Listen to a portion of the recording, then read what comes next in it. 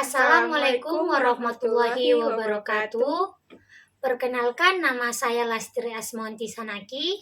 Perkenalkan, nama saya Irnawati Basir.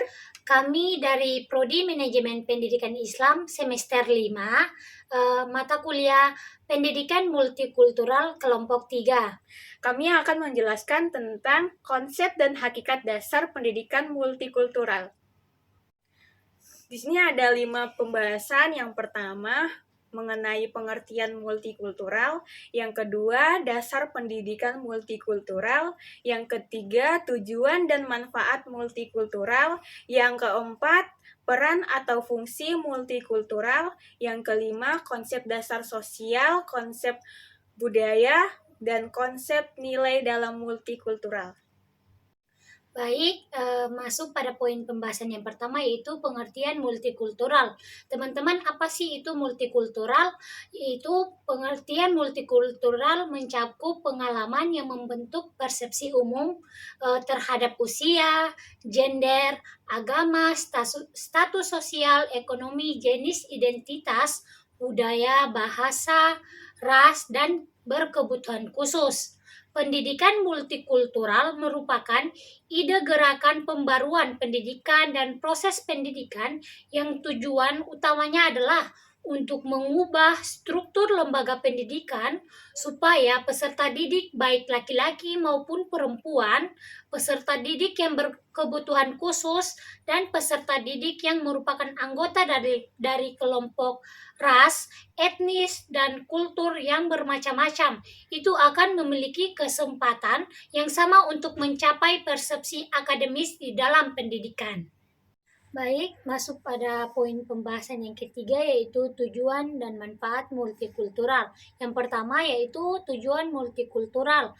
Tujuan pendidikan multikultural dapat mencakup 3 aspek belajar. Yang pertama, kognitif, yang kedua, afektif, dan yang ketiga yaitu tindakan. Dan berhubungan baik dengan nilai-nilai intrinsik maupun nilai-nilai instrumental pendidikan multikultural. Adapun tujuan pendidikan multikultural mencakup yaitu yang pertama, pengembangan literasi etnis dan budaya, yang kedua, perkembangan pribadi, yang ketiga, klarifikasi nilai dan sikap, keempat yaitu kompetensi multikultural, kelima, kemampuan keterampilan dasar, keenam, persamaan dan keunggulan pendidikan, ketujuh, memperkuat pribadi untuk reformasi sosial, keenam, memiliki wawasan kebangsaan dan kenegaraan yang kokoh, ketujuh, memiliki wawasan hidup yang lintas budaya dan lintas bangsa sebagai warga dunia, dan yang kedelapan yaitu hidup berdampingan secara damai. Adapun manfaat multikultural, beberapa manfaat dari pendidikan multikultural yaitu yang pertama, dapat digali kearifan budaya yang dimiliki oleh setiap budaya. Yang kedua, muncul rasa penghargaan terhadap budaya lain. Yang ketiga yaitu merupakan benteng pertahanan terhadap ancaman. Yang keempat, alat untuk pembinaan dunia yang aman dan sejahtera. Yang kelima yaitu mengajarkan suatu pandangan bahwa kebenaran itu tidak dimonopoli. Masuk pada pembahasan yang kedua, yaitu dasar pendidikan multikultural. Berdasarkan kondisi masyarakat Indonesia yang multikultural, maka jenis pendidikan yang cocok bagi bangsa Indonesia adalah pendidikan multikultural. Pendidikan multikultural menyangkut 3 hal, yaitu yang pertama, ide dan kesadaran akan nilai penting keberagaman budaya. Yang kedua, gerakan pembaruan pendidikan. Dan yang ketiga, proses pendidikan multikultural. Masuk pada pembahasan yang keempat, yaitu peran atau fungsi multikultural.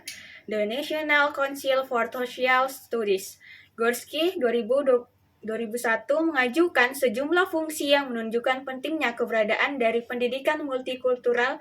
Fungsi tersebut adalah yang pertama, memberi konsep diri yang jelas. Yang kedua, membantu memahami pengalaman kelompok etnis dan budaya ditinjau dari sejarahnya. Yang ketiga, membantu memahami bahwa konflik antara ideal dan realitas itu memang ada pada setiap masyarakat. Yang keempat yaitu membantu pengembangan pembuatan keputusan, decision making. partisipasi sosial dan keterampilan kewarganegaraan. Yang kelima, mengenal keberagaman dalam penggunaan bahasa. Pendidikan multikultural memberi tekanan bahwa sekolah pada dasarnya berfungsi mendasari perubahan masyarakat dan meniadakan penindasan dan ketidakadilan. Fungsi pendidikan multikultural yang mendasar adalah mempengaruhi perubahan sosial. Jalan di atas dapat dirinci menjadi 3 butir perubahan, yaitu yang pertama, perubahan diri, yang kedua, perubahan sekolah dan persekolahan, yang ketiga, perubahan masyarakat. Sudah. Baik, masuk pada pembahasan yang kelima yaitu terkait dengan konsep dasar sosial, konsep dasar budaya, dan konsep dasar nilai dalam multikultural. Yang pertama yaitu konsep dasar sosial.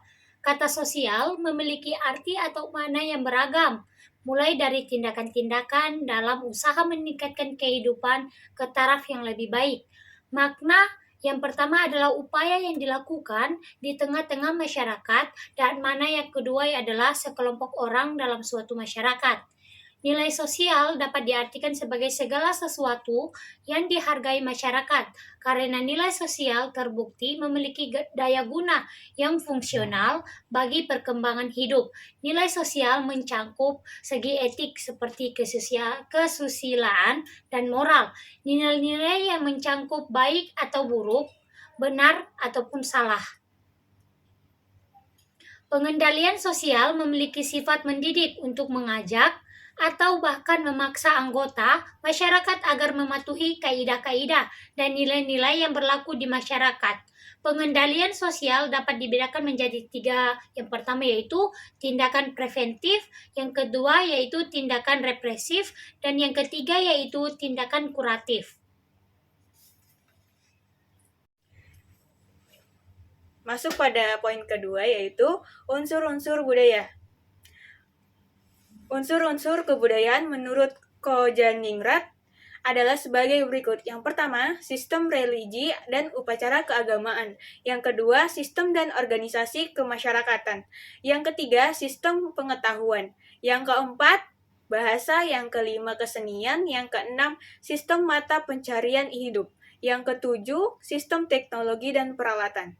Masuk pada poin ketiga yaitu wujud kebudayaan. Ada wujud ideal, wujud kedua, wujud ketiga. Masuk pada budaya dan lingkungan. Pada dasarnya, kelompok sosial merupakan kolektivitas manusia yang kurang lebih permanen, yang hidupnya bersama dan berinteraksi dengan lingkungan yang mengitari dirinya. Kelompok sosial harus dapat bertahan hidup dengan berinteraksi dengan dan mengubah lingkungannya. Pengetahuan ide dan keterampilan yang memungkinkan suatu kelompok untuk bertahan hidup dapat dipandang sebagai program budaya hidup atau budaya.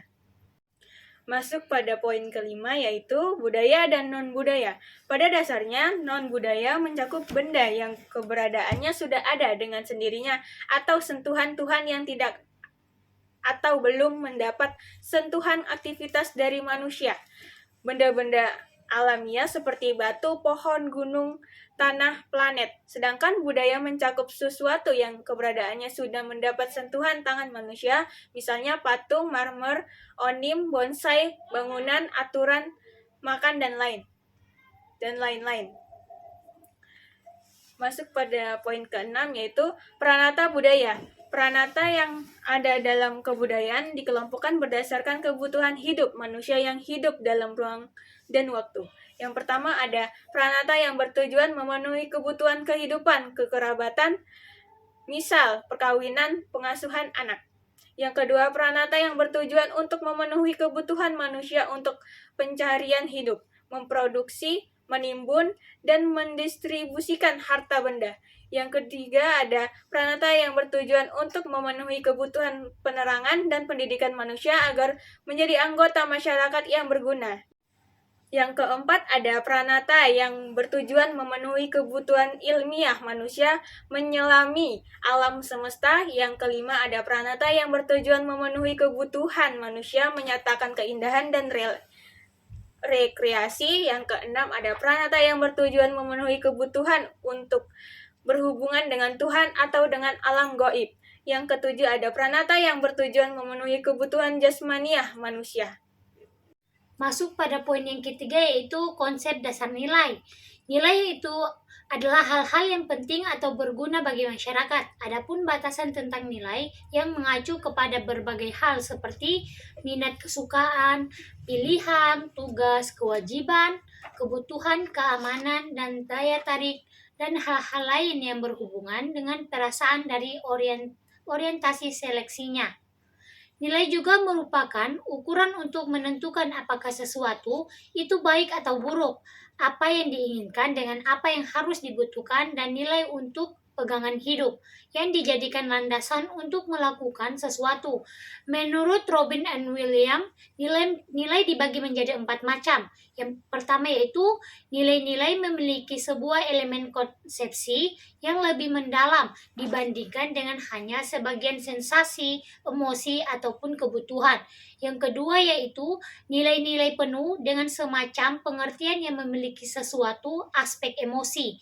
Yang ketiga yaitu nilai-nilai bukan merupakan tujuan konkret dari tindakan tetapi mempunyai hubungan dengan tujuan karena berfungsi sebagai kriteria dalam memiliki tujuan-tujuan. Yang keempat yaitu nilai-nilai merupakan unsur penting dan tidak dapat disepelekan bagi orang-orang yang bersangkutan. Baik, mungkin itu saja penyampaian dari kelompok kami, yaitu terkait dengan konsep dan hakikat dasar pendidikan multikultural. Sekian dan terima kasih.